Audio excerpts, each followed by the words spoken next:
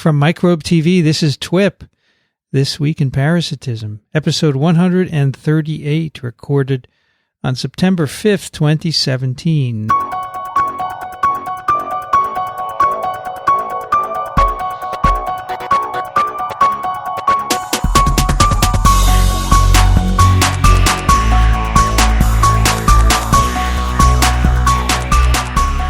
This episode of TWiP is brought to you by Blue Apron. Blue Apron is the #1 fresh ingredient and recipe delivery service in the country. See what's on the menu this week and get 3 meals free with your first purchase with free shipping by going to blueapron.com/TWiP. Hi, everybody. I'm Vincent Racaniello, and joining me today is Daniel Griffin. Hello, everybody. I guess everybody except Dixon, who has not shown up yet. Yeah, we are puzzled. Dixon knew we were recording at this date and this hour, and he's not here. So we decided to go ahead and perhaps he'll show up. We have a couple of follow-ups from last episode. One is from Wink Weinberg, who writes, "Do Leishmania eat bacteria?" I think this has to do with our episode on the effect of the microbiome on Leishmania infection in mice. And the skin microbiota in particular. Yeah. So why would he ask that, and what's the answer? Well, I think the answer is no. And I know why he'd ask it. It's very curious, and I think the paper addresses this, of why should the different bacteria on your skin affect this particular parasite. Mm-hmm. And I don't think it's that it's a better feast for them, that they prefer different bacteria. I think it was really where the paper was going is that it affects our immune system, and it modulates our immune system in certain ways that can either be more advantageous or less advantageous for the Leishmaniasis. Yeah. And so I guess what does he say here? Should we read? Let me jump in. First, he starts off by mentioning he enjoys, as always. This is another guy. Oh, that's another guy. This is Beltran. Oh, so his is just one little line. Leishmania eat bacteria and Wink. That's it. He's always pretty terse, isn't he? He is terse, yeah. He's an ID doc like you. He's terse, right? I still remember I was in medical school and we were learning to do patient histories, right? And I was a first year and I went in and the comment, it was actually they had social workers working with us on how to approach patients and how to get a history. And that was his criticism. He goes, "Your notes, they're so terse. I feel like I'm reading a physician's notes." And I was like, that would be good, right? I think Wink listens while he's walking. And okay. He probably pauses and fires off an email. He doesn't want to do a long one because he wants to walk, right? That makes sense. So, why don't you take Beltran's? Beltran writes, "Dear friends, as always, I enjoyed the latest episode of TWiP about cutaneous leishmaniasis and raised several comments I would like to share with the TWiP audience.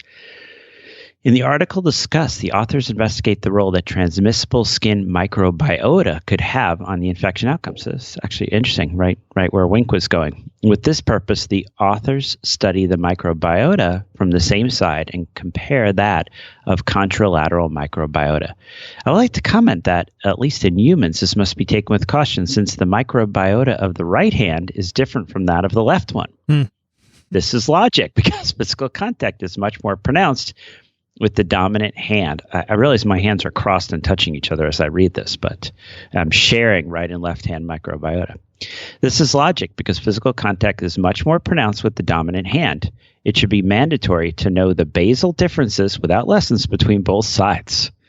In the show, Dr. Despommier guesses whether some fungal infections could produce some antibiotics in situ to prevent bacterial co-infection. In fact, this was demonstrated a long, long time ago.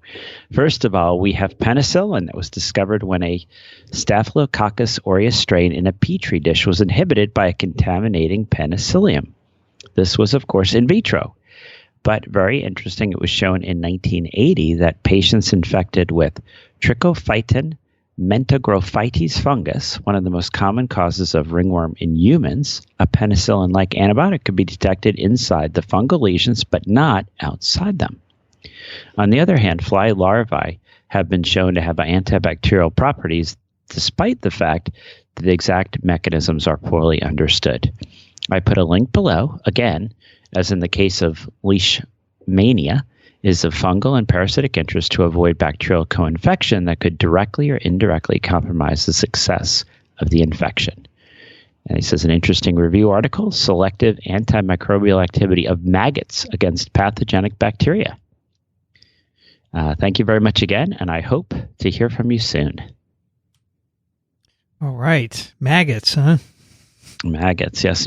So maggots, I remember fondly because they were something I experienced more often in my training on the Lower East Side of New York than, fortunately, I experience now. And there was this idea back then that if somebody came in, often it would be someone who was living on the street, a homeless person, that they would have maggots on maybe a necrotic leg wound would often be the case.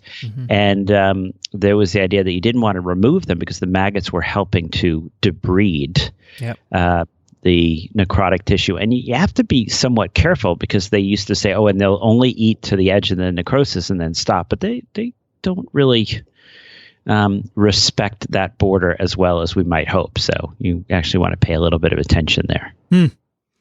So this article is all about using maggots for treating chronic wounds. I guess it's an ancient method, right? We don't do that anymore. No, we as I was saying, we do a little bit. Okay. Yeah, but you got to get your medically, approved maggots, ones that don't have actually any kind of bacterial contamination. And so they are ascribing the activity to antimicrobial compounds produced by the maggots. Is that what I'm understanding here? Yeah, and I think it's actually both. I mean, one is that when you have dead tissue, it's just a haven for bacteria because your immune system has trouble getting into necrotic tissue, can only get into viable tissue with good blood supply. So that's why, surgeons, as we're always removing the dead tissue, and the maggots are doing that. But it also is suggested that the maggots also have some ability to directly target pathogenic bacteria. Interesting. Yeah. Have you ever used maggots? The main use has been in those situations where we would delay removing them, letting them actually debride the necrotic tissue. No, you would leave them. You would not. All right. So, True. So you don't add them to someone. So I haven't. But some people still do today. That's they do. All right. Yeah. Interesting. Didn't know that. Yeah, I think the one thing we maybe use more of would be leeches, right? That's right. And what do you use those for? So, they used to be, right? People would go to whatever the barber or the drugstore, get their leech, and there was the whole idea of getting out the vile humors, the bloodletting. But most of the time when I've been involved with the use of leeches, it's been to reattach a severed finger, for instance. And so you would actually take the finger and you put a leech on the end. What the leech would do is basically maintain perfusion so you don't end up clotting off these small blood vessels that have been sewn together. So interesting. And again, you can't just grab leeches from, the neighborhood pond because sometimes they will actually have bacteria in them. Sure. And if you're not careful, then you can end up introducing an infection. So I believe it's Aeromonas that we worry most about. And so you get these Aeromonas-free leeches that you put on the tips of the finger. I should Google that and see like Aeromonas-free leeches, but the medicinally approved leeches and the maggots. Yes, and Aeromonas hydrophila is the one that we want to make sure that they are free of. So you got to make sure you get your good leeches. Okay, your good source. Okay, let's move on to our case from TWiP 137. Remind us what this was about, Daniel. Okay. Well, I'm going to remind myself by reading your show notes here. So it was very, very brief presentation, and Dixon said that's all we need. And so we will see if that is true. And this was a case from the Dominican Republic, and it was in that little town on the Haitian border. And as I had said, this was a patient that had been sort of mentioned as an aside. This was that little boy who was about 2 years old, who was not necessarily behaving that well. and we were there seeing the sister for a separate issue. And the mother was warning him that if he didn't behave, the worms were going to eat him. And she then, after we addressed the sister, her daughter, she says, "Can we help with the son?" And she says that he's been more irritable, he's troublesome, he's not as well behaved as of late. And the thing that she draws our attention to is she notices these things in the hair. And these are pretty close to the scalp. They are small poppy seed-sized things, and they're on the sides of the hair shafts. She's able to pick them off with her fingernails, and she smashes them. And the question we asked, the questions we asked her, what are they? What do we do? And then we gave a little context. This one is it's this very simple dwelling with a dirt floor. There are walls. There's a tin roof. There's animals everywhere. And this is a very, very resource-limited area. So they don't have any money for medicines. They just want to know, is there something they can do? And that's where we leave you. Yeah, and Dixon said, "That's all I need." But, of course, Dixon's not here to... And I said, "That's all I need." And yes, this does make children irritable. So, all right, well, we have two guesses. I suppose everyone took off August. Right? Well, I've noticed that actually. I listen to, I hate to say, I listen to other podcasts other than this one, and things always quiet down a little bit in August. Everybody's off. They're probably all sailing, you realize.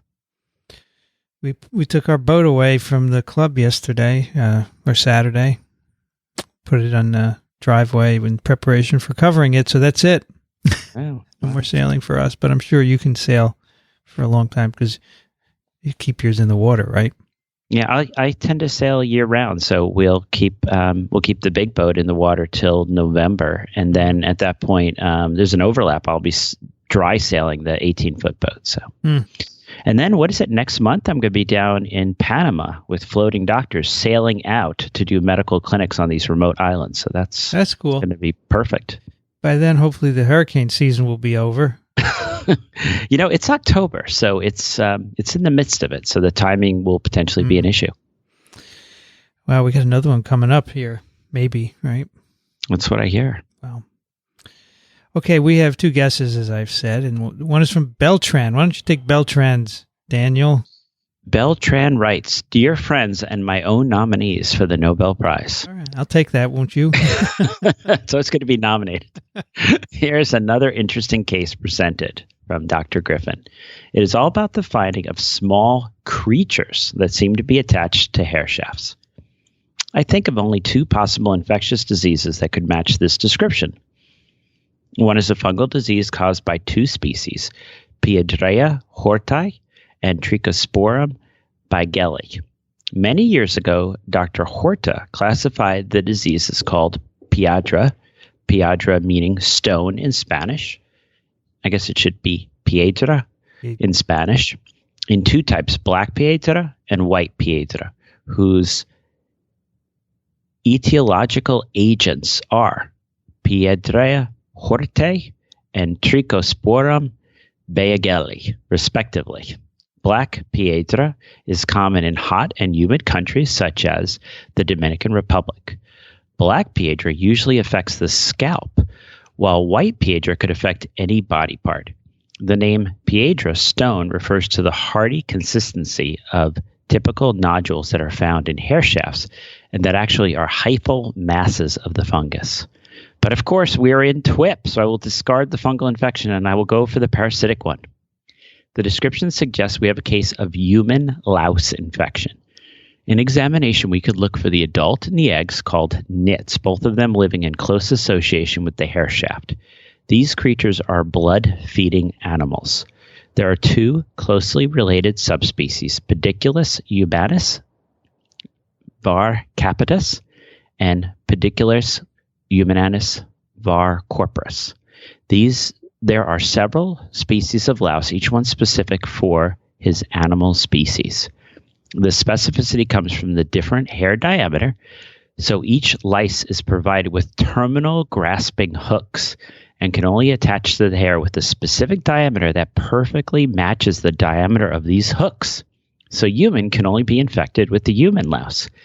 Body louse, but no head louse, can transmit several diseases such as epidemic typhus, trench fever, and louse-borne relapsing fever. There are several successful treatments, but it seems the family cannot afford them. The most successful and cheapest treatment would be a haircut, leaving no hair for the parasites to attach to. Since it is a very transmissible disease, it should be mandatory, the examination of all family members to detect unsuspecting cases or even to adopt a mass treatment, haircut for all family members. History is also interesting, and sometimes molecular studies give us with perplexing information. These molecular studies have shown that human pubic louse and gorilla pubic louse are very closely related and diverged very recently. They did so after human beings and gorilla diverged a long time ago. What this means is that humans and gorillas shared much more than they were supposed to share, and different hypotheses have tried to explain this. Remember that this type of louse are sexually transmitted. The authors speculated that human and gorilla could have had much closer contact than expected. But the most likely explanation is that they could have shared the parasites sharing the same habitats, for example, sharing the nests. Thank you very much again, and anxiously wait for the next episode. I doubt humans and gorillas had sex. Yeah, I don't really think they did, actually. It's interesting, though, as we've learned more about the transmission of lice, is that they don't tend to like to spend a lot of time in, non-living environments. The whole concept of sharing of hats, etc., sharing of garments is probably not, and I guess it depends on which type of louse, importantly, not a great way of sharing head lice, but, the pubic lice. Yeah, right. I remember a book, I think it was a fictional account of the life of Henry VIII, and in it, some royalty person died, and they said not long after the person died, all the lice started crawling out from under the clothing, because back then, everybody had lice, body lice, and they didn't wash much, and they wore the same clothing, and so you had a colony with you, and then when you died, they all left. We were just in Ireland, and we were visiting these castles. And as you point out, people had lice. It was just sort of part of the body lice were just sort of part of the human situation. And what they would do is they had this belief that if you hung the garments right outside the place where you would go to relieve yourself, particularly the urination, that the urea that would be sort of coming out of the toilet would actually help to kill the lice that were on your garments, because it's a misnomer. We call them body lice, but it's really clothing lice. They like to live in the seams of the clothes and then come out and bite us and then return to where they live. So you take the clothes off and you hang them. And so they claim, maybe our listeners know if this is true or not, that the tradition of the bride having a bouquet, the bouquet was to cover the smell that her dress had acquired from sitting in the wardrobe just right outside of the bathroom. Urea smell. So interesting. Interesting if it's true. So I don't know. Well, as Beltran says, history is always interesting. It is. And so we used to see a lot of this, I have to admit, Bellevue again, where they'd come in and you would check the garments. You would often find the body lice in the seams. Interesting. All right, we have one more from Eric. Dear TWiP Triumvirate, thank you for another fun case of the week.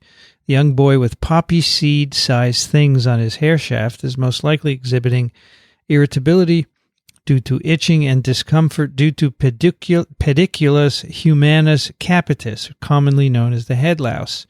Although I don't recall ever hearing about them when I grew up in the Northeast U.S., here in the Northwest U.S., it seems very common for most children to acquire them at least once in the schools. Medications are not necessary. The best treatment is just combing the hair with a special lice comb, easily available here for $10. A few combings a few days apart and they will be gone. If such a lice comb is not available to this mom and boy, then the cheapest solution may be just to shave off the hair for a while. Head lice cannot infest where there is no hair. Seattle is enjoying sunny and 28 C, but super dry with a July-August rain total of 0.02 inches. Regards, Eric.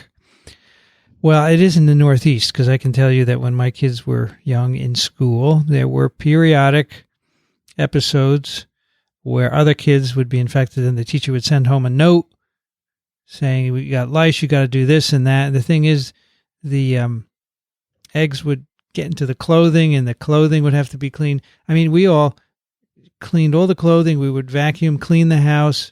We'd shampoo them multiple times, and then you'd have to look to see if you got rid of all the bodies. It was just, I'm so glad to be beyond that. There was always this, and there was always an, who did it? Whose kid did this? Exactly. I think a lot of that, maybe, I don't know if I was every so often I have the illusion that we're moving forward, and then I realize certain things, and we're not supposed to mention politics. But anyway, so some of the things we have learned about lice, but as you point out, I'm not sure that knowledge has been disseminated as broadly as it should be. So I think first off, we'll say to everyone, as Dixon said last time, we gave enough information for people to know that we're talking about head lice here. And this little boy has an infestation of head lice. So I think maybe we could talk about first the epidemiology. Like, how common is this? Is this a very common thing? And I think all you had to do was look at his hair, right? That's how you diagnosed it. You had to look at it, but you did have to actually know what you're doing. And I'll say this. We'll start with the diagnosis, which is actually critical. If you just say, and this happened to me a few days ago, hey, would you look at my hair and tell me if I have lice? And the sensitivity of someone just looking is only about 25%. You think like, oh, I'll just have someone look. And so as Eric pointed out, the wet combing technique is actually a much more sensitive way, and that's actually almost the gold standard, I would say. I think they say 95% sensitive, and I'm asking myself, what is the other 5%? Somebody else coming along with a wet comb. But you take these really fine combs, and this is when you really, this boy was very obvious what was going on. But if you're screening let's say you got a bunch of kids showing up for summer camp and you don't necessarily want to have everyone sharing lice, you might want to figure out who has lice so you can address it. You take these really fine combs, and with the hair wet, you put the comb right at the base of the scalp. And then you're going to be combing upwards. And, it takes a little bit of time to do this. And then the thing you'll see these poppy-sized nits, eggs, very close to the scalp. If they're not close to the scalp, that may represent an infection where they're no longer active. And they're going to be, and actually the distance from the scalp is actually critical. It's to be very close for you to say this is an active infection. So you do that because you often will see the nits, but not necessarily the adults. So you do that, and that's going to give you your sensitivity. Then what are you looking at? What are you seeing? You don't want to see something, these sort of pseudo lice, which is really just sort of maybe a fungal infection or something that actually is around the shaft. You want to actually see that it's a poppy seed size nit that is on the lateral, sort of the side of the hair shaft. And so that's going to get us sort of this initial diagnosis. Do we have it? Is it active? And then we can go on saying, okay, so now we know that they've had it. And this is, as I mentioned, they say, and that you're going to go through the entire hair twice to get up to this sensitivity approaching 100% of really not missing people. And that takes a lot of time, right? So they'll often send these, they often have names like, Lice People of Long Island or something. I'm sure every area has their own sort of name brand company that comes out and does the wet combing and actually says that, hey, they're within a 1/4 inch of the scalp. This child has active infection. We should treat them before this spreads through the community. I guess the next, I was going to talk about how common is this. It's actually quite common. But how common it is, interesting enough, has to do with the ethnic or racial profile of the group you're looking at. And this actually has to do with, we believe it has to do with the diameter of the hair. Now, this was a disease in many ways that really became quite prevalent in Western Europe. So Caucasian hair diameter is actually a risk factor, as opposed to when they look at, I think Black populations, you see a lower incidence. And part of that is attributed to the difference in hair shaft diameter and the hair being less hospitable for the lice. Interesting. Yeah, is it true? One of the things they told us is that they get into the kids' coats, and then when they hang their coats on the rack at school next to each other, they jump from one to the other, and that's how they come home. Is that true? So that's not, that was when I was saying I thought we were moving forward. So that's not true. So, lice are not, they're not gymnasts, so that they don't jump, they don't fly, they don't like hanging out on hats and coats. They like being very close to the human scalp.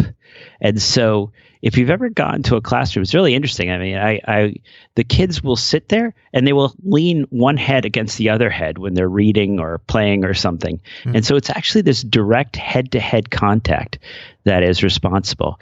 And it's not pets. People have you got to check your dog, your cat.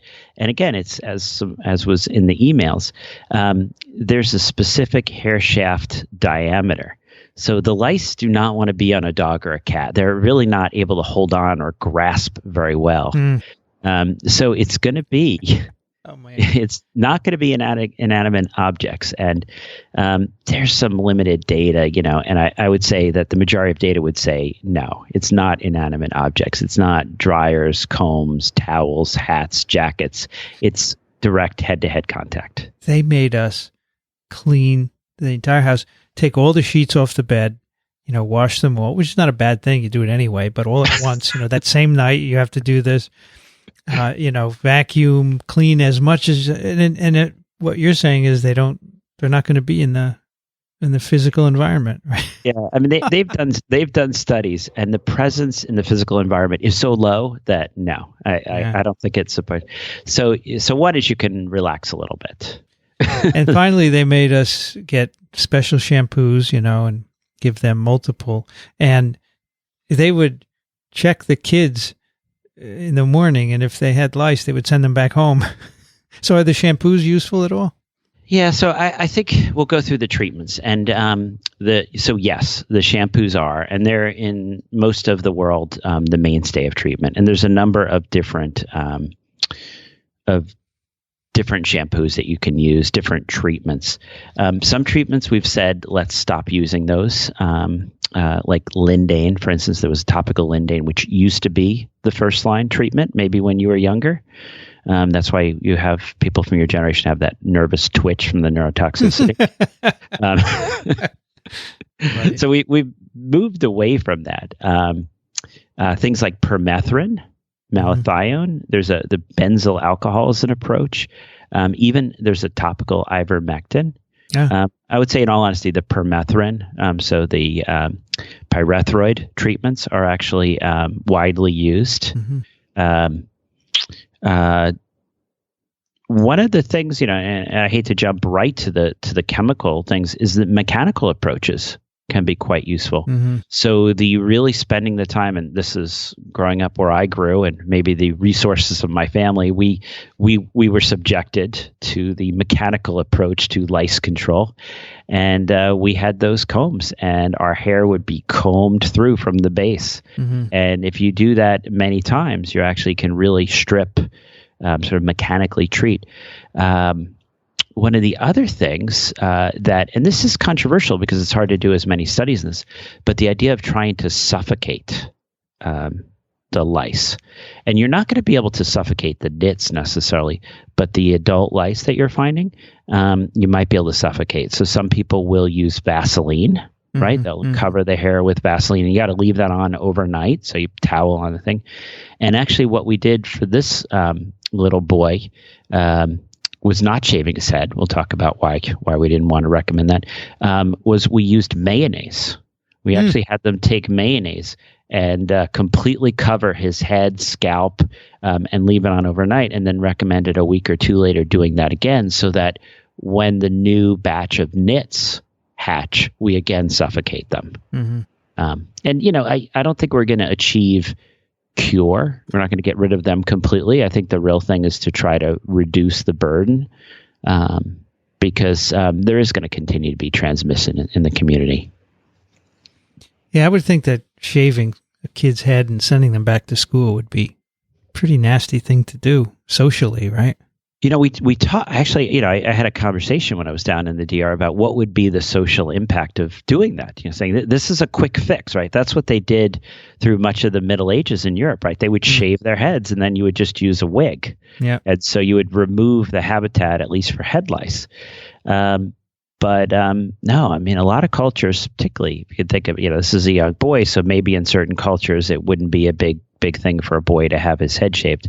But girls, in I think almost all cultures, unless you're going into the priesthood, becoming a monk or something, there might be certain social routes where it's acceptable. But in general, it's very stigmatizing and very emotionally scarring. And when I think there are less dramatic ways of treating head lice. There's also the Orthodox Jewish females. They shave their heads and put wigs on, right? Mm-hmm. Yeah. So certain groups would be acceptable. Yeah. In the Dominican Republic, no, it's not considered an acceptable option. Mayonnaise, huh? Mayonnaise, and having the mom continue with the mechanical removal. So do you know in this boy's case if that worked? I don't actually. Yeah. Well, at least it's something they can do on their own. If he started itching again, it'd be fine. Now, my last question is,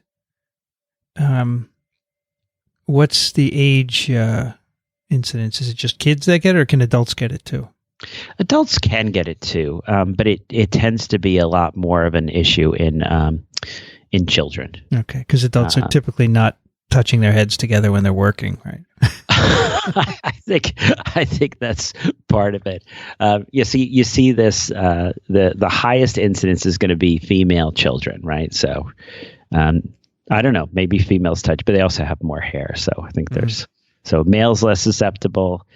So your Caucasian female child living in a temperate climate, I think, is going to be your highest incidence.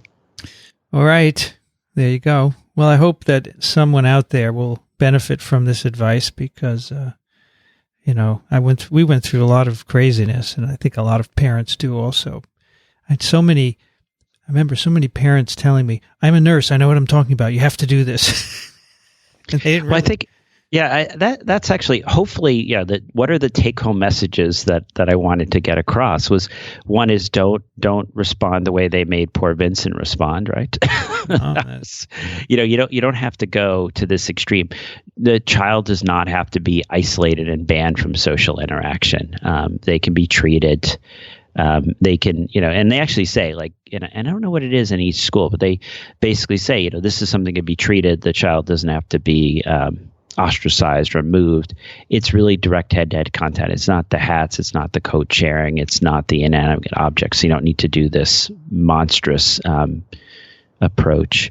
I think the other thing is it's not a question of hygiene.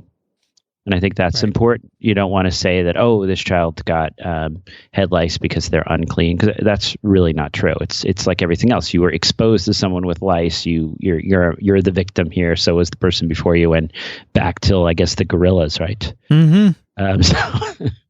Probably beyond whoever spent too much time with the gorillas, right, has got it introduced to us. But no, this is the head lice.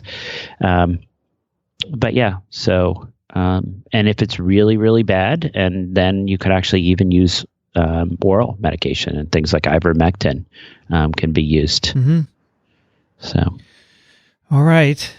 Well, good luck. I think that was a good one to do simply for informational purposes, right? I think the time of the year, right? Yeah, go back to school for sure. Yeah, and I think the other high point is right at the end of school when everyone's off to camp. So that's right. Yeah, I think back fondly on those days, and I'm very happy. And when I hear new parents talking about it, I'm so glad. be done with that. But if I were doing it again now, I would. The school used to send home these sheets with all this false information on it. It's unbelievable. They would come from the school nurse, this voice of authority, but simply. I think we didn't know, hopefully it was not. Now, maybe it was ill-intentioned. Maybe they didn't like you, Vincent. They'd given you. It was everybody, right? One of the things they wanted us to do was put the kids' jackets. This happened often in the winter when they were wearing heavy jackets, Put the jackets in a garbage bag, tie them up, and leave them there for weeks. Mm-hmm. I mean, that's just ridiculous. Okay. Before we go on to our paper, let me tell you about a sponsor of this episode, Blue Apron, the #1 fresh ingredient and recipe delivery service in the country. Their mission is to make incredible home cooking accessible to everyone while supporting a more sustainable food system, setting high standards for ingredients, and building a community of home chefs. They want you to become good cooks. And if you've always thought that would be hard, this is the way to do, because for less than $10 per person per meal, what they do is deliver seasonal recipes together with pre-portioned ingredients so you can make delicious home-cooked meals in 40 minutes or less. And they come with a recipe card, of course, step by step, which makes it really easy. Add this to this, simmer this, fry this. It's just great. And you don't have to go shopping, which I love. You can customize your recipes every week based on your dietary preferences. And you can choose recipes every week or every other week or once a month, whatever you want. Or you can let them surprise you. For September, here are some recipes. Summer vegetable and egg panini with Calabrian chili mayonnaise and caprese salad. Skillet vegetable chili with cornmeal and cheddar drop biscuits. And they change. And so you never get the same recipe twice in a year. You can always depend, even if you let them send you stuff, you can always depend on getting something different. All creative, really interesting, easy to make, and delicious. And you make them and you go, wow, I could do this. Or you could say to your kids, hey, let's do a Blue Apron tonight. And they'll do it because it's only 40 minutes. It's not going to take a long time. And they will have learned how to cook. Good thing to start in life. As I said, there's no weekly commitment. You get deliveries when you want them. By shipping the exact amount of the ingredient you need, they're reducing food waste. And they have a freshness guarantee. It promises that every ingredient in your delivery arrives ready to cook, or they'll make it right. Check out this week's menu. Get 3 meals free with your first purchase with free shipping. Go to blueapron.com/TWiP. That's blueapron.com/TWiP. You'll love how good it feels and tastes to create incredible home-cooked meals with Blue Apron, so don't wait. Blue Apron, a better way to cook. We have a paper today from Nature Communications. This is the open access journal of Nature. It's called Skin Parasite Landscape Determines Host Infectiousness in Visceral Leishmaniasis. And the first author is Johannes Dohl, and the last author is Paul Kay, and they are from the University of York and in the UK, and also from the UK in York, Fera Science Limited, a company. And this is an interesting paper which has to do with what determines infectiousness of the parasites of visceral leishmaniasis. If you remember, these are transmitted by sandfly vectors. And I think just the last TWiP, we talked about how the sandflies pick up the parasites around that lesion on the skin, right? Exactly. And the impact to the skin microbiota on that. That's right. And so in this paper, they want to know what are the determinants of increased transmission? What makes the sandfly pick up more parasites so that it'd be a better transmitter? And it's kind of an unusual paper using unusual methods that we haven't talked about so far. And they mention in the introduction, blood parasite load, or parasitemia, has long been considered the main determinant of outward transmission potential. Mm-hmm. So that's an assumption you make on many organisms that are in the blood, right? But here we have one which has an unusual way of being transmitted. It is these parasites, or these flies, these sand flies, are telmophages. Have you heard that word? I love these two words, telmophages and solenophages, and it's critical distinction. I mean, and when you just sort of say it suddenly becomes so obvious. Why are we not looking at it in the way these authors do versus doing like direct blood levels of the parasites? Yeah. So telmophages, you feed from blood pools caused by skin laceration.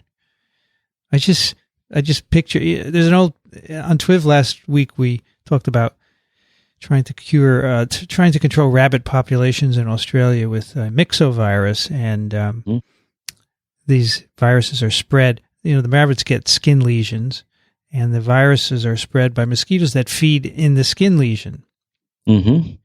It's just, and I showed a picture of, and I typed addiction, that's kind of like Leishmania, the sandflies feed at the lesion. I showed a picture of a bunch of rabbits feeding at a water hole. The water hole was surrounded by rabbits. It's almost like the sandflies and and the mosquitoes surrounding that lesion on the skin, right? Yeah, I mean, I think this is neat. So your telmophages are actually going to lacerate, and then you're going to get a pool of blood, and like the rabbits, they'll feed from it, where the solenophages are going to be like our mosquitoes, where we talked about they're going to be probing and actually getting into a blood vessel. Right. Now there, you would say that the blood level is probably important, right? Exactly. For transmission, as well as replication in the mosquito, right? Exactly. I mean, we had that whole discussion about the fact that there is a certain introduction by a mosquito during the probing process, right? Right. Right. But it was actually the getting into the blood that was the critical transmission step. Where here, they don't really want to be getting into the blood itself. They want to be basically getting stuff from the skin. Yeah. So that's what they're looking at in this paper. The parasite distribution in the skin, which I call the skin parasite landscape. Kind of a nice description of it, right? Because, and in fact, it's not just lateral distribution of parasites, from the toe to the tail, if you will, but within the thickness of the skin, within the entire skin. Mm-hmm. And they use mice, which they infect with Leishmania donovani. They use sandflies, Lutzomia longipalpus, and the Leishmania they use have been engineered to produce a red fluorescent color, tomato, and the mice are RAG2 knockouts, which means they have no adaptive immunity. They have no T cells, and they have no B cells. They can't make antibodies or CTLs and so forth. So the RAG being the recombination activity gene, RAG1 that they're knocked out. So yes. So the first so the idea will be to try and make correlations between where on the skin these parasites are and how infectious and how well they're transmitted to other mice.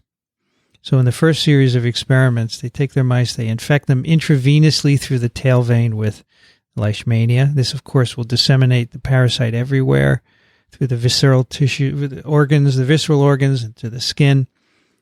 And then they image these mice because they're making the parasites make a red fluorescent protein, and they can image them, and they have a nice picture of the skin, and they image them at different places on the skin.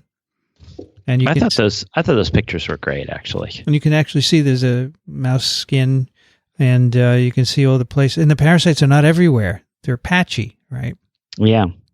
They label the parasites with this tomato, which is a red color, basically. And so you can see areas where there are really intense red patches. Exactly. Yeah. Concentrations of parasites. And it's not a uniform distribution. And there are places where there are no parasites whatsoever, right? Yeah, pretty much.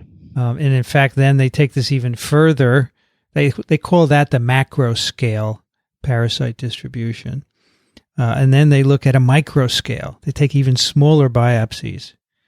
And they do PCR to detect the parasites in this case. And they can see that indeed when you do it that way, it's still randomly distributed, not only laterally on the skin, but also throughout the skin, right? Mm-hmm. I think they have a picture here where they're showing you the microscale, which is if you went from the dermis, the outer layer of the skin, all the way down to the entire skin is the dermis, right? Yes. And then there's the epidermis, and epi is at the top. Exactly. And then we have the dermis at the bottom. And the parasites can be located by doing PCR on very small biopsies.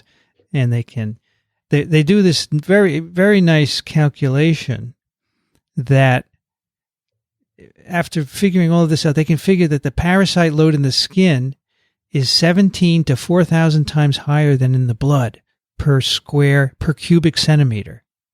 Mm-hmm. Isn't that amazing? Yes. Well, I think as we're going to realize that you're going to need a certain level of parasites to get an effective transmission to the sandfly. So you've got these 3 layers of the skin, right? Your epidermis, your dermis, and then your hypodermis below it. And you're going to need to have a concentration that you probably can't get at every part of the skin. It's probably just too many parasites. So what you're going to need is certain areas where there's a high enough concentration that when a sandfly feeds there, right? Because they're going to be when they make their cut and then start drinking from the pool of blood, that they're going to get a high enough inoculum that then they'll be able to have that part of the life cycle continue, and then they can transmit to a new host. Right. So that's the key. That this high level probably could not be obtained all over the mouse in every part of its skin. Mm-hmm. And they develop a mathematical model to test this.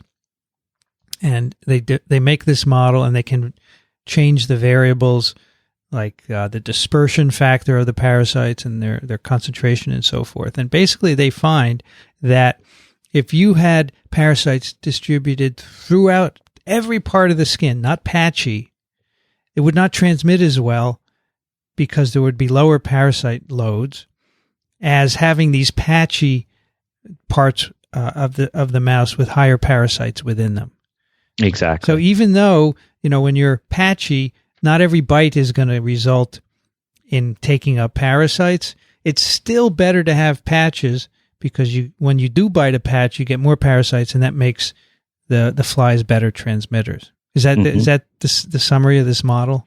I think that's it. I mean, you can only produce so many parasites, and so what's the best? What's sort of been evolutionarily selected as the most effective is this patchy distribution. So you have some areas where there's such a concentration you can achieve it. Where if it was a uniform distribution, you may not get above that threshold. Right. So the rest of the paper they spend testing this mathematical model using their mouse model. And we know already by the first experiment that the parasites are patchily distributed when you inject them into the tail vein. Now they say, okay, let's infect these mice with actual sandflies. So, they shave the right flanks and they put sandflies on it so they get bitten there. And then they say, what does the parasite distribution look like in the skin? And in fact, it's patchy, just like they saw when they put it in through the tail vein. So that's good, because if it weren't, that would kind of... it would be a problem. Well, we wouldn't be reading this, I guess. We'd be reading it somewhere else. And they can measure the number of parasites in the patches, and they conclude the higher the mean parasite load on the skin, the denser and more ubiquitous the patches that were observed. And so then they ask, how does this relate to transmission? So they do transmission experiments. They take an infected mouse, they let sandflies feed on it, and then they take those, maintain them for a while, and put them on fresh mice, and they call this outward transmission. Mm-hmm. Okay, and the mice that infected the most sandflies produced higher mean parasite loads. And of course, those are all patchily distributed. Mm-hmm. Then they added back the 2 different kinds of T cells to these mice. Remember, these are still rag knockout mice, so they don't have adaptive immunity. So they said, what happens if they add back CD4 positive or CD8 positive T cells? In neither case does the systemic parasite load change, but when you put back CD4 positive T cells, they get higher numbers of parasites in the skin than with CD8s or the control flies. The control mice, not flies. not putting CD cells and T cells into flies. So reconstituting does not affect parasite loads in the animal, but on the skin, you get higher parasite loads when you put back CD4 T cells than CD8s. And they say the patch densities are the same. There's just more parasite per patch. Now, they don't actually explain that. I wonder. They don't really go very far with that. Why would adding back CD4 T cells give you a higher parasite load in the skin? Is that because they're picking up the parasites and bringing them there? I don't know, actually. I mean, that's a very interesting observation. But yeah, as you comment on, they don't really carry that to, and what does that mean, and what's the mechanism there? At least I'm not seeing that they do. Yeah. Anyway, those mice that get back CD4 positive T cells are really good at transmitting infection to other mice, as you might guess. They're better than, the rag mice or the mice that got CD8 positive T cells. So having higher, again, confirming their model, having higher parasite loads in these patches makes you a better transmitter. Yeah, and that seems to be where they went with that. They said, okay, we did this. Now there are these areas with higher parasites, and look, they transmit better. But I don't really see that they went back and said, so why? No, they didn't. They didn't at all. They also did some other analyses of these data, which confirmed that parasitemia doesn't correlate with transmission, outward transmission. Yes. It's the skin. The skin is the best predictor of transmission potential, which I think most people wouldn't have thought of. Most people would think of virus, parasitemia, or parasite in the organs, right?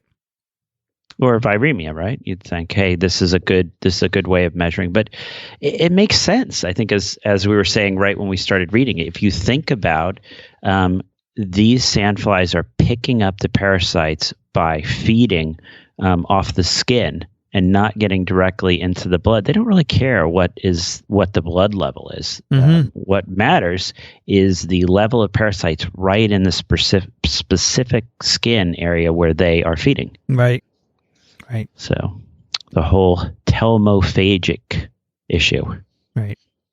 And I think the rest of the paper, they basically make mathematical models to vary some of the parameters. For example, the number of parasites infecting a mouse, the number of patches, the volume, the number of parasites you would need to infect a mouse. And they play with parameters, and they say that basically our data fit the model. Our conclusions don't rely on extreme values within fitted distributions. And that's the bottom line here, that the skin, the amount of parasites in the skin is really the determinant of transmission, and it's always patchy because that's the best way to achieve high levels in any one place, as we said. Makes perfect sense. Mm-hmm. And I like the idea that this has got implications for clinical study design. That I actually found their discussion to be interesting, where they're talking about, okay, you're treating the patient, but you're also worried about the outward transmission potential of your patient. Yeah. In most studies, you would look at parasitemia, right? This is suggesting that that's not a good marker. No. That what you have to do is, it's very hard to do this in an individual, right? You're going to start, like they do with the parasite disease, you start doing skin snips everywhere. Yeah, they want to do that. They want to do skin site analysis. Yeah. Which I could see doing that in a research setting, but I can't see that you're going to start taking patients and individually saying, we're going to look at your outward transmission potential. But you could, in a small group, say, we'll compensate you because this is not going to be pleasant. We're going to be doing skin snips, and we're going to be getting a sense of, do different treatments impact the outward transmission, the ongoing transmission? Because there's a number of different treatments, and you're trying to stop this cycle. Absolutely. Yeah, it's a good thing to keep in mind that if you want to eliminate, you have to not only deal with parasitemia, but parasites in the skin. Mm-hmm. So as you said, people are not going to want to line up for multiple skin snips, right? But if you could only figure out a non-invasive way to do that, that would be cool. I think it would. And I think, realizing that Dixon isn't here, but throwing this in because I know this is something that he's always found exciting and interesting. There's, there's the old and the new world leishmaniasis. And so, the new world, meaning, the Americas, and this is where we see mainly a cutaneous manifestation, and the Leishmania is the sandfly transmitting it. But in the old world, where we have the phlebotomous genus of sandflies, we'll get often a visceral leishmaniasis, and some of these patients develop this post-cala-azar dermal leishmaniasis, where their skin is truly teeming. And there's a lot of studies suggesting that these are major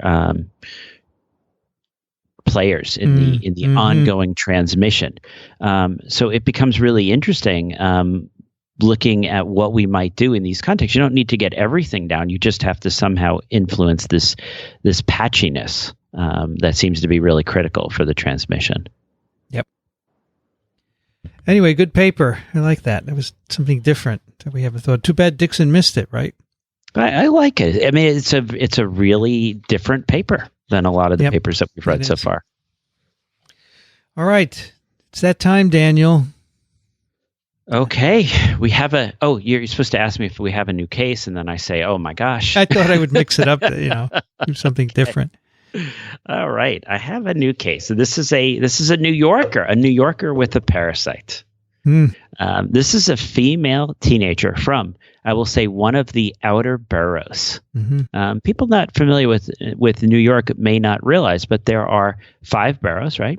Right. There's Manhattan, which many people consider New York City.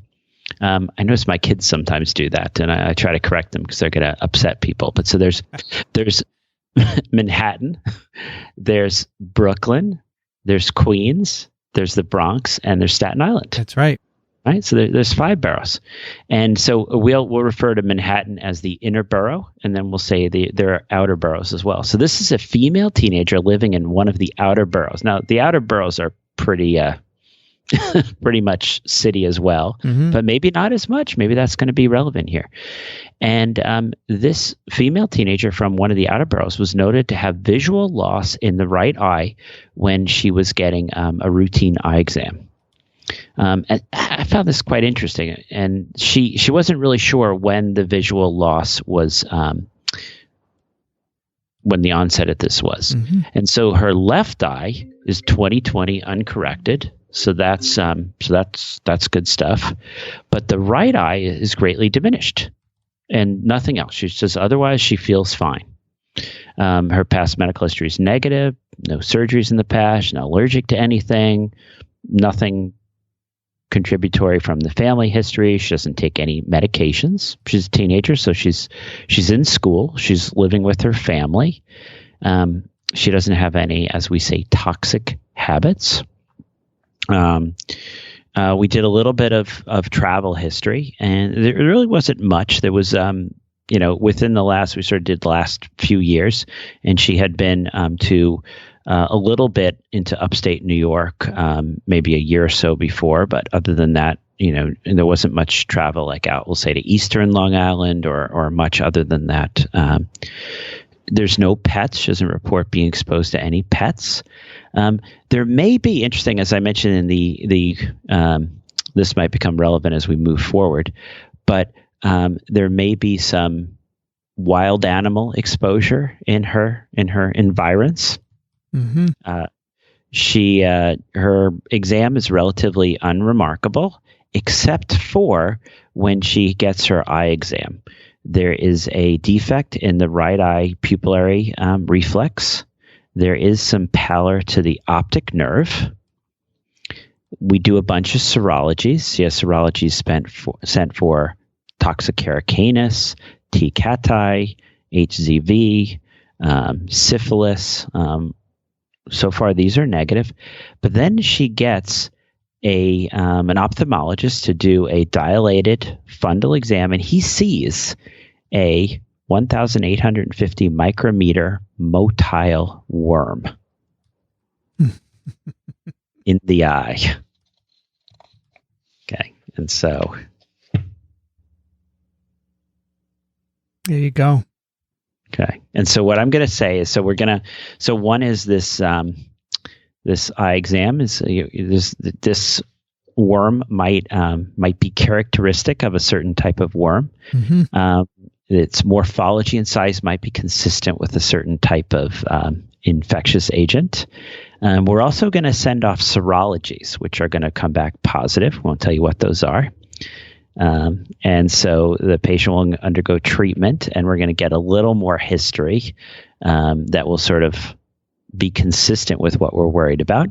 But yeah, that's what. When you say the worm in the eye, was it in the interior of the eye, or was it in the like on the surface of the eye? So it wasn't on the surface of the eye. It was actually on the fundal exam. Okay. So like our Loa Loa, for instance, right, which we'll see crawling across. We're knocking one off for people, which you'll actually see crawling across the front of the eye. You don't need a fundus exam. Yeah. This is you're dilating the pupil, and you're looking at the fundus, the back of the eye, and that's where you're seeing this motile worm. And any patients who see me about parasitic issues, I always say, is it moving? And that's really a key thing. So this is a motile worm. 1,850 microns, you said? Microns. Pretty precise. Yeah, that was actually the actual measurement of this worm. Nice. So I probably should say just under 2,000, just to give people a ballpark of size. But that was happened to be the size of this motile worm. Interesting. Very interesting. Well, this would be cool. Dixon would be nodding and vigorously if he were here, but he's not. So he might. It'd be interesting. I probably shouldn't have given all the serologies to knock things out, but at least people know that those would be things to be thinking about. Yeah. Okay, let's do a couple of emails to wrap up. We have a bunch. The first one is from Steve, who sends a link to a ProMed Mail article coming from, and it's entitled Sarcocystosis in Animals in Ireland. And he writes, just came across this story of sarcocystis causing 400 Irish sheep carcasses to be destroyed, with the report of taking a bit of an uncalled for swipe at livestock worrying dogs that might have had nothing to do with it, but a knee-jerk reaction from farmers sorry for their loss. Anyhow, the article has a link to a good Stanford site for parasite info that I don't recall being mentioned on TWiP before. Both sources say the parasite is rarely of concern in humans, but the Stanford one says that when it does occur in humans, the disease is usually attributed to Isospora belli. It goes on to give some actually rather high occurrences of the cysts in the tongues of habitual raw meat eaters in East Asia, and some places where most of the meat in markets was infected, and in Lebanon where the national dish is a raw meat one called kibbeh. Has Daniel tried kibbeh? No, I have not. Dixon et al.'s Parasitic Diseases 6th edition PDF hardly mentions sarcocystis, and when one looks for Isospora belli, we get Cytoisospora belli as the new name, and only a mention of concern in immunocompromised people, whereas with Toxogandhi, the results can be devastating. The Stanford pages don't mention the name change, but give sarcocystis as only having two species of concern to humans, that of cattle and that of pigs, but this is contradicted by the mention of the East Asian, South American, and Lebanon notes in other sections. I would imagine that parasitic diseases is the most up-to-date with the names, but judging by the widespread occurrence of the parasite given in the Stanford source, even in people's tongues and necks in some regions of the world, the difficulty of distinguishing them from T. gondii in immunological tests, and the economic losses from infected animals, where food hygiene regulations are more stringent, might they deserve a bit more of a mention in further revisions of the book, and perhaps a clearing up of which names belong to which parasites and which diseases in a future TWiP. I'm not at all clear from comparing these accounts just which parasites are the ones getting into which animals and which people in which places. All the best, Steve from England. What do you? So this was interesting when right, Dixon was my parasitology teacher back 30 years ago, maybe now, something quite a while ago. And at that point, it was Isospora belli, and it was only this latest edition of parasitic diseases that we updated the renaming. So Isospora was renamed Cytoisospora. But in our first printing, I actually misspelled, and I had it as cystoisospora. That's right. That's right. Remember that? I do remember. And so, yeah, so the second corrected printing and current PDF. But it was nice. You could actually tell who was reading our PDF because it had become quickly very universally misspelled. So I apologize for that. But no, so it was, so Isospora belli was renamed Cytoisospora belli. It's now on the CDC, and other websites and other resources have sort of modernized, but it looks like maybe Stanford has not. I think, yeah, as mentioned, we certain areas we give a lot of time to. Sarcocystis, we do not spend a lot of time on. It's sort of in our I guess I'll say our infections where you might see eosinophilia. So Sarcocystis, Cytoisospora, because we normally think of eosinophilia being restricted to tissue invasive helminths.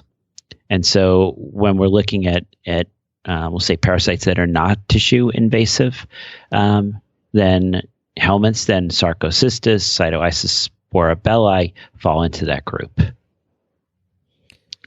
Yeah, so I think, Steve, you need to go download the book again because it's been updated, and they corrected the name. They actually update it quite often. At the PDF, you can do that, obviously, and they're pretty good about making changes on a regular basis. So, if you're looking for something specific, I would always get the latest download from the site.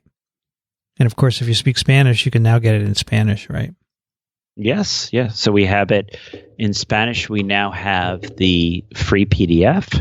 We have a Kindle version, and we have a hard copy version. And we just, we're fortunate enough, we were able to get some support, and we just sent, I think it was 600 copies to one of the medical schools down in Costa Rica. So our books are getting distributed, which is great. The next one is from Anthony, who sends a New York Times article. This beautiful parasitic bird could soon turn up in your yard. The pin-tailed whydah is a spectacular little bird. It's a parasite, and it could soon become a regular visitor to your backyard. These birds don't look like a virus or a bacteria, but they have the same impact, the article says. Brood parasites compete with their hosts, and the host birds must work harder to support themselves, their own young, and the offspring they are tricked into fostering. Over time, it takes a toll on the hosts. Brood parasites, I guess they lay their eggs in the nests of other birds. Get the other birds to do their work. Yep. It is interesting. When we've had this discussion about the fact that we call this This Week in Parasitism, is that there's an interest in the whole concept of parasitism, even though our focus is specifically on the eukaryotic parasites. Yeah. The whole concept of parasitism is widespread. Oh, yes, of course. This is a cool article. There's a picture of a baby pin-tailed chick, and it's next to another bird, a waxbill, and they have the same markings in the mouth, which I think the mother probably recognizes, right? And it's probably a cue, and that's why they're feeding. It's amazing. It's very cool. Take the next one, Daniel. I was just thinking it might be nice to be a brood parasite. We're talking about the lice and pinworm and all the other things involved in raising our young. If you could somehow modify the mouth markings of your children, and someone else would feed and take care of them for a while. Yeah. So we'll work on that. So this is interesting. How do you pronounce Qatar? Catter. I've had Catter. This is actually so. Are we going to go with Catter? Is that what we're going to do? Yeah. The Qatar blockade is a warning to all desert countries. Maybe Qatar. I think Dixon had been there, and he always used to say, "Welcome back, Qatar." So we'll say Qatar. So Qatar blockade is a warning to all desert countries that rely on imported food, and we get a link here from the conversation. And then you say one for Dixon. Has he investigated this country for a vertical farm potential? It would appear to be ideal, where money is almost limited, but water is very scarce. And all the best, Steve, in Luton, England, where the weather is warm and sunny. And I think that, to speak for Dixon, he really talks a lot about the importance of food security. Mm-hmm. And we see issues. Yeah. I was listening to one of those other podcasts this morning where there was a discussion about in places where you don't have good food security, you might eat things that you wouldn't normally want to eat. One of the Ebola outbreaks was triggered by a woman eating monkey roadkill, basically. Mm-hmm. And it's, and there was another infection recently from eating hippo roadkill. Wow. And apparently hippo is, according to certain people, a wonderful, very tasty food. But anyway, it can, again, when you don't have good food security, you're not necessarily able to have the same ability to discriminate and avoid eating unhealthy. Yep. I don't know exactly what Dixon has done. I know he's visited Qatar. I think they do have huge interest in many of these Gulf countries in vertical farming because, as you might guess, there's not a lot of arable land to farm on. So it makes great sense. But I don't know the extent to which we should ask him next time he's back. Take the next one, too. Lawrence writes, Dear TWiP professors, greetings from South Sudan. I am currently here working as an epidemiologist for Doctors Without Borders. Given last week's case, I couldn't help but write in with the diagnosis Dracunculus medinensis or guinea worm. Given I'm in one of the 4 last countries reporting cases of guinea worm, Chad, Ethiopia, Mali, and South Sudan, according to the CDC, I am acutely aware of its presence. I'll let other listeners describe the interesting treatment since I'm sure many others will recognize this distinctive parasite. Instead, I'd like to offer you an idea for another TWiC series, This Week in Global Health, TWIG, which you could pronounce like twig, T-W-I-G-H. But he says T-W-I-G. I became a regular listener to TWiP when Daniel did the series of cases presented on his consultations for the Peace Corps. I think I'd be interested to have a series where you look at the bigger picture, and it'd be a good place to talk about new research that cuts across the current TWiV, TWIM, TWiP lines. For example, there's been quite a lot of interesting research on co-infections of non-typhoidal salmonella bacteremia and malaria. Gives us a link. Perhaps in addition to talking about new research in global health tropical diseases, you could pick a particular country region each week and describe the major causes of morbidity and mortality. Just a suggestion since there's occasional talk of starting a new series. Thanks for the always interesting and informative podcast. Cheers, Lawrence. It's not a bad idea. Yeah. It's always a matter, Lawrence, of getting the right people together to do it. It's the hard part. You got to get the right people. All right. The next one is from Danielle, writes, My son and I are infected with a trematode, of which I can see with the naked eye fasciola of some sort. We have 3 negative stool samples. We're infected in Okinawa. They still use human feces as fertilizer on the island. My son nursed post-run April 25th, received slight rash on face, full-blown schistosome-looking rash, full body with fever, went to the ER with rashes, sent home with no diagnosis. Now I took the baby to the ER with stool and have seen 2 life cycles. We've passed eggs, flukes, males, females. I've passed an adult. She has images. My question is, should I just go to an ER at a university to get taken seriously? Should I wait until the eggs come through or take those to the lab? Do I put faith in the GI doctor that they will indeed find what they need to treat us? I would love to send you images. I love your podcast, and it has been extremely helpful in trying to figure out what is wrong with us. So I guess she went to a military hospital first, and doesn't feel that she's being diagnosed. So. Yeah, it's, this raises that issue that we've brought several times, is that a physician is really dependent upon the laboratory support that they have. And so key in trying to figure out, what someone might be suffering from is having the ability to have a parasitology lab that you can put faith in. Because once you have the diagnosis, it's I want to say it's often straightforward, but I just saw a patient last week who it was very straightforward, I thought. But again, as we bemoan, maybe the amount of knowledge and training in parasitology is less than ideal in a lot of schools as the emphasis has moved into different areas.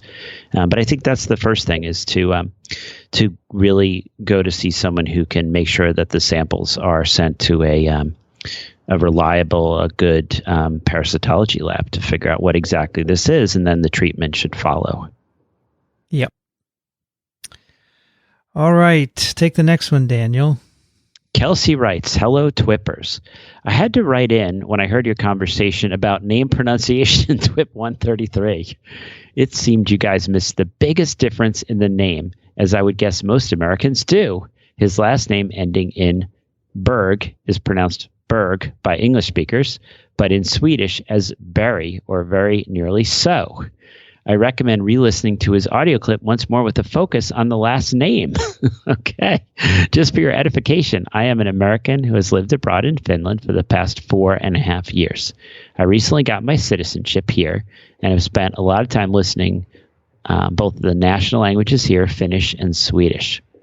Thanks so much for all you do. I love listening to TWiPsters podcasts while I work here in Helsinki. Today it's a balmy 16°C with sun and intermittent rain. Your museum working friend in Finland."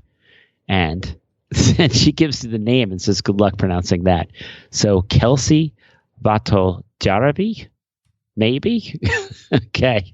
Remember, you're supposed to give us a little phonetic guide at the end, so I blame her for my mispronouncing. I would say Vatojaravi. Vatojaravi. Yeah, so we had what was his name? Strandberry, she would say. Let me see if I can find it. Johan Strandberg, right.